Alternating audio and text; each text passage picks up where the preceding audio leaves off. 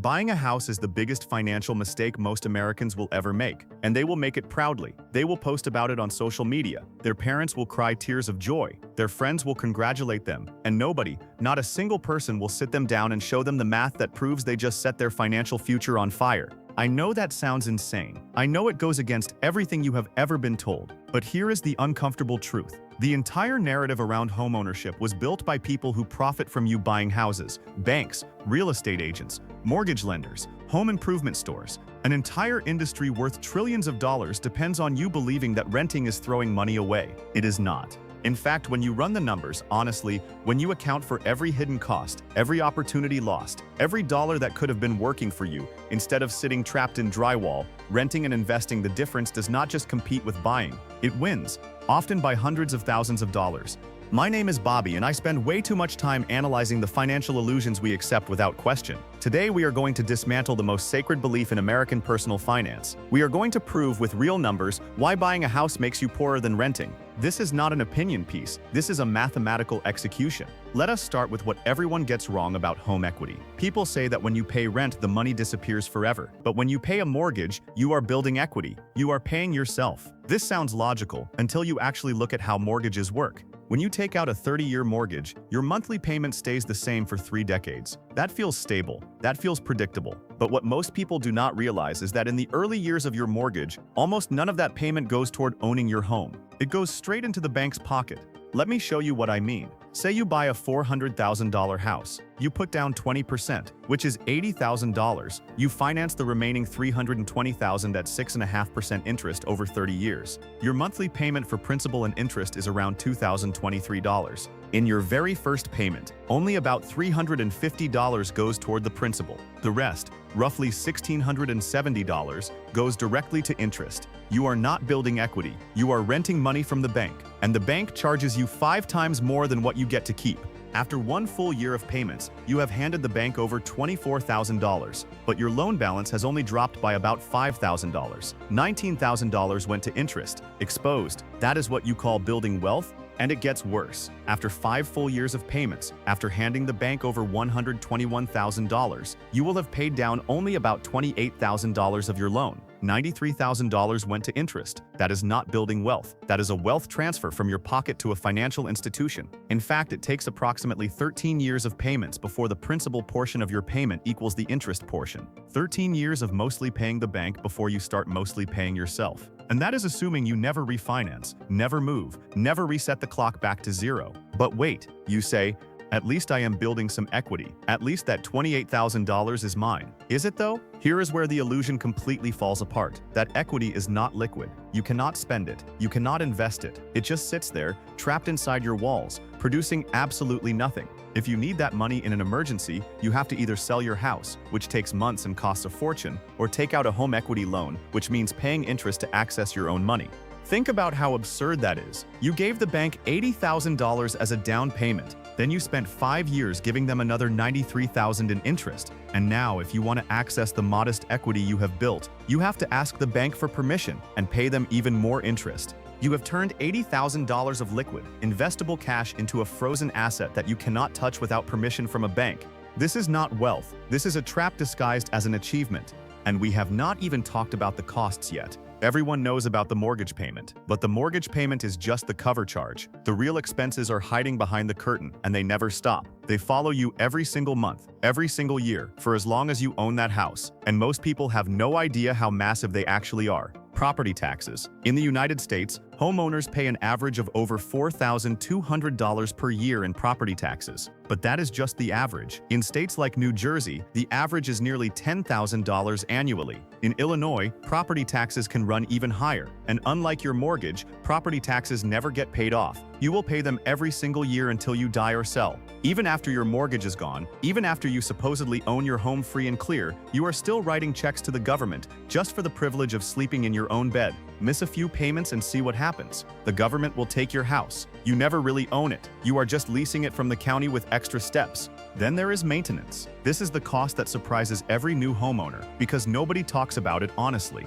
The general rule is that you should budget 1 to 4% of your home's value every year for repairs and upkeep. On a $400,000 house, that is $4,000 to $16,000 annually, and that is just for routine maintenance, replacing filters, fixing leaky faucets, repainting every few years, maintaining the lawn and landscaping. That does not include the furnace that dies in February when it is 15 degrees outside. That does not include the roof that starts leaking in year 15 and costs $12,000 to replace. That does not include the foundation crack that costs $20,000 to fix. That does not include the termites, the mold, the burst pipes, the electrical problems, the plumbing disasters. Studies show that homes built before 2010 cost an average of 5% of their value annually to maintain. 5%. On a $400,000 house, that is $20,000 per year, just to keep the thing from falling apart. And older homes are even worse. The older your home, the more it bleeds money. Homeowners insurance. That is another $2,000 to $3,000 per year depending on where you live. And insurance rates have been skyrocketing in recent years due to climate change and increased natural disasters. In states like Florida and California, some homeowners are seeing their insurance premiums double or triple. HOA fees. If you are in a neighborhood with a homeowners association, add another $200 to $500 per month. That is potentially $6,000 per year for the privilege of someone telling you what color you can paint your mailbox and how tall your grass is allowed to grow. And HOA fees almost always increase over time. What starts as $200 per month becomes $300, then $400. The HOA board can vote to increase fees whenever they want, and you have no choice but to pay. Private mortgage insurance. If you put down less than 20%, you are paying PMI on top of everything else. That is typically another $100 to $300 per month until you reach 20% equity. Another drain, another cost that builds zero wealth. Add it all up. On a $400,000 house, you are looking at an additional $10,000 to $25,000 per year in costs beyond your mortgage payment. That money does not build equity. It does not appreciate. It simply vanishes into the pockets of insurance companies, government agencies, contractors, and HOA management firms. Every year, for 30 years, exposed. But here is where the math gets truly brutal. Let us talk about opportunity cost. This is the concept that most homeowners never think about, and it is the silent killer of their financial future. That $80,000 down payment you proudly handed over to become a homeowner. What if you had invested it instead? The S&P 500 has returned an average of approximately 10% annually over the past 30 years. Some years it is up 20%, some years it is down 20%. But over long periods of time, it averages out to roughly 10% per year with dividends reinvested. If you invested that $80,000 and never added another penny, in 30 years it would grow to approximately $1.4 million. Just sitting there, compounding, working for you while you sleep. Let that sink in. Your down payment alone, invested in a simple index fund, would be worth over $1 million by the time your mortgage is paid off. But you did not invest it. You converted it into home equity, where it will grow at the historical average rate of home appreciation, which is approximately 4% per year. That is less than half the return of the stock market. Your $80,000 trapped in your house would become roughly $260,000 in home equity after 30 years, assuming average appreciation. The difference is over $1 million. $1 million. That is the cost of your down payment decision alone. That is the price you paid to say you own a home. Now let us add the monthly difference. This is where the math becomes devastating. Say you could rent a comparable place for $2,000 per month. Not a dump. A nice apartment or rental house in a decent neighborhood. Your total cost of homeownership, including mortgage payment, property taxes, insurance, maintenance, and potentially HOA fees, is closer to $3,500 per month, maybe more depending on your specific situation. That is a difference of $1,500 every single month. $1,500 that the renter has available to invest while the homeowner is handing it to the bank, the government, the insurance company, and the contractor. If you invested that $1,500 monthly difference at 10% annual returns, after 30 years you would have approximately $3.1 million. $3.1 million. That is not a typo. That is not an exaggeration. That is basic compound interest math that anyone with a calculator can verify. But wait, at the end of 30 years, the homeowner owns their house outright. That has to count for something, right? It does. The homeowner's house, assuming 4% average appreciation, would be worth approximately $1.3 million. They also have no more mortgage payment, though they still owe property taxes, insurance, and maintenance forever. Those costs never go away. Even with a paid-off house, you are still looking at $10,000 to $15,000 per year in unavoidable expenses. The renter who invested the difference has $3.1 million in liquid, accessible, investable wealth, plus whatever the original $80,000 grew into. Combined, the disciplined renter has built a net worth advantage of over $2 million compared to the homeowner. And the renter's wealth is liquid. It can be accessed anytime, without selling anything, without paying real estate commissions, without waiting 3 months to close, without hoping the market is favorable. The homeowner's wealth is trapped. It requires selling the house to access. It requires paying 6% to real estate agents. It requires finding a buyer, passing inspections, negotiating repairs, and hoping interest rates have not killed the market. This is not a hypothetical edge case. This is basic math that anyone with a spreadsheet can verify, and yet millions of Americans will buy houses this year believing they are making a smart financial decision. Why does nobody talk about this? Because there is no industry that profits from you renting and investing. There is no commission when you put money into an index fund. There is no closing cost, no title insurance, no mortgage origination fee, no inspection fee, no appraisal fee. But when you buy a house, an entire ecosystem gets paid. An entire army of professionals lines up to take their cut of your transaction. The real estate agents take 5 to 6% combined, which on a $400,000 house is $20,000 to $24,000. Split between buyer's agent and seller's agent, that money comes out of the transaction one way or another. The mortgage lender charges origination fees, typically 1% of the loan amount. That is another $3,000. The title company charges fees, the escrow company charges fees, the inspector charges fees, the appraiser charges fees, the attorney charges fees. In some states, the surveyor charges fees, the pest inspector charges fees. Everyone takes a cut except you. You just write checks. And when you sell, you pay all those fees again, plus transfer taxes in many states, plus potential capital gains taxes if your home appreciated significantly. Total transaction costs to buy and sell a house typically run 8 to 10% of the sale price. On a $400,000 house, that is $32,000 to $40,000 that evaporates every time you move. The average American moves approximately 11 times in their lifetime. Even if only half of those moves involve buying and selling homes, you are looking at well over $100,000 in transaction cost alone over your lifetime. That money is not building equity. It is not appreciating. It is gone forever, distributed to the army of professionals who make their living from your homeownership dream.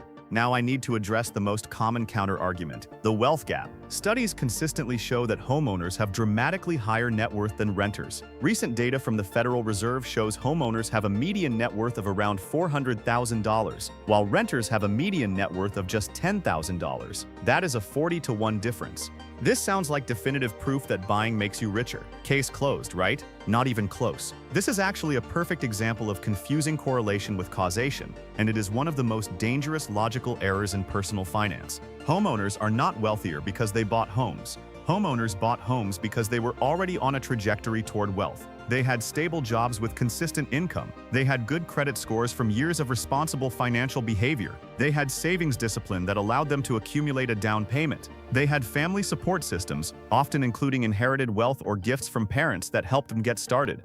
The act of buying a house did not create their wealth. Their wealth-building behaviors existed before the purchase. The house is a symptom of those behaviors, not the cause. Meanwhile, people who rent include everyone who cannot afford to buy, people with unstable income from gig work or freelancing, people with poor credit from past financial mistakes, people who live in extremely expensive cities like San Francisco or New York, where buying is mathematically impossible for most incomes, people who are young and just starting their careers, people who move frequently for work. Comparing the average renter to the average homeowner is like comparing the average person who buys a yacht to the average person who does not, and concluding that yachts make you rich. The yacht did not create the wealth. The wealth created the yacht purchase. The proper comparison is between two financially equivalent people, one who buys and one who rents, and invest the difference with equal discipline. And when you make that comparison, when you control for income, savings rate, and investment behavior, the math favors the renter. But let us be brutally honest for a moment. Most renters do not invest the difference. Most renters spend it. They upgrade their lifestyle. They buy nicer cars. They eat at restaurants more often. They take more vacations. And that is exactly why the wealth gap exists. Homeownership works as a forced savings mechanism. Every month, some portion of your payment goes toward principal, whether you like it or not. You cannot spend your equity on a new television or a weekend trip. It is locked away, inaccessible, building slowly whether you pay attention or not. This is not a financial argument. This is a behavioral argument, and it is valid for people who lack the discipline to invest consistently.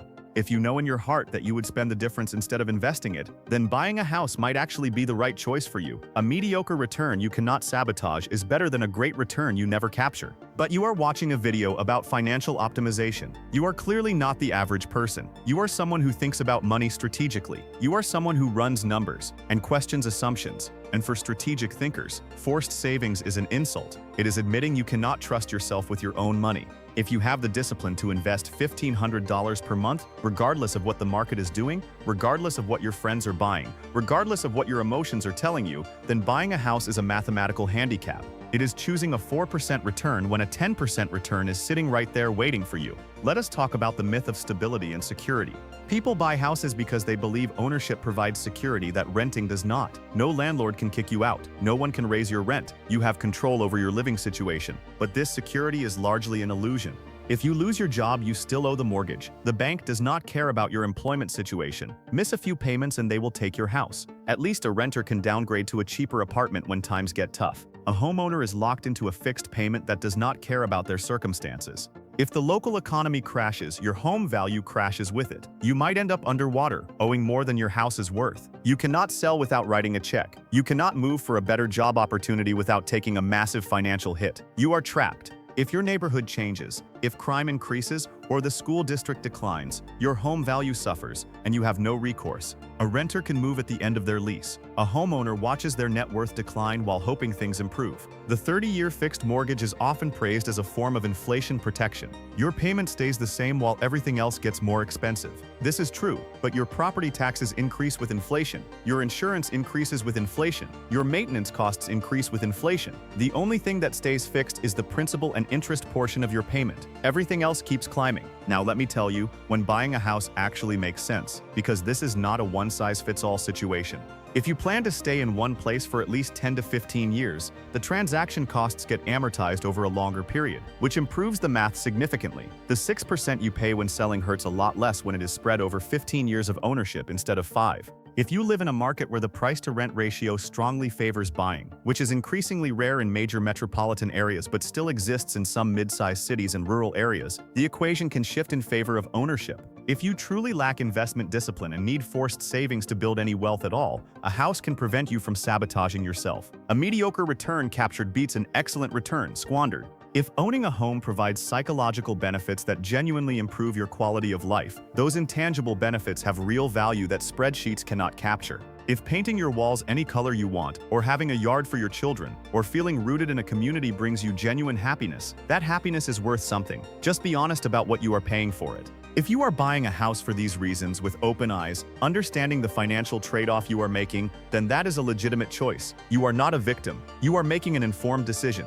But if you are buying because you think it is the smart financial move, because you think renting is throwing money away, because you think your home is your best investment, then you have been misled. You are making a decision based on mythology, not math. Here is the framework I want you to remember. There are 3 types of assets in this world: assets that produce income, assets that appreciate, and assets that consume money. Stocks produce dividends and appreciate over time. Rental properties produce rental income and appreciate over time. Bonds produce interest payments. These are wealth-building assets that work for you while you sleep. Your primary residence does not produce income. It costs you money every single month in property taxes, insurance, maintenance, repairs, and improvements. Yes, it appreciates over time, but at roughly half the rate of the stock market. And it locks up your capital in an illiquid form that requires expensive and time-consuming transactions to access. Your home is not an investment, it is a consumption choice. It is a place to live that also happens to hold some value. Treating it as a wealth-building vehicle is like treating your car as a retirement plan because it has some resale value. Technically true, but dangerously misguided. So what should you actually do? If you decide to rent, you must commit to investing the difference every single month without exception. This is not optional. This is the only way renting beats buying. Set up automatic transfers to a brokerage account the same day your rent is due. Buy low-cost index funds like a total stock market fund or an S&P 500 fund. Do not touch it for 30 years regardless of what the market does. Do not panic when it drops. Do not get greedy when it rises. Just keep buying, month after month, year after year, decade after decade. If you cannot commit to this level of discipline, if you know you would spend the difference, then renting is not your path to wealth. Buy the house and let forced savings do what your willpower cannot. If you decide to buy, go in with clear eyes. Understand that you are making a lifestyle choice, not an optimal financial decision. Buy less house than you can afford, much less. Leave room in your budget to invest in addition to your mortgage payment. Maintain the property properly because deferred maintenance costs even more in the long run. Stay for at least a decade to minimize the impact of transaction costs. And never ever tell yourself that your mortgage payment is building wealth. Most of it is not. Most of it is paying interest, taxes, insurance, and maintenance. Only a small sliver is actual equity. The biggest lie in personal finance is that there is one right answer for everyone. There is not. Life is messy. Humans are emotional. Money is personal. But the math is not personal. The math is the math. And the math says that for disciplined investors, renting and investing beats buying in most American markets under most conditions. You have been told your entire life that buying a home is the American dream, that it represents success and stability in adulthood, and arriving, that renters are temporary and owners are permanent, that a deed is worth more than a brokerage statement, but dreams do not compound at 10% annually. Index funds do. The real American dream is not owning a house. It is having options. It is waking up at 55 years old with a $3 million portfolio and the ability to decide what you want to do with the rest of your life. It is financial freedom. It is control. It is knowing that no employer, no landlord, no bank, and no government can tell you what to do because you have enough money to walk away from anything. You can have a house, or you can have freedom. The math has spoken. Now it is your turn to decide what you are actually paying for.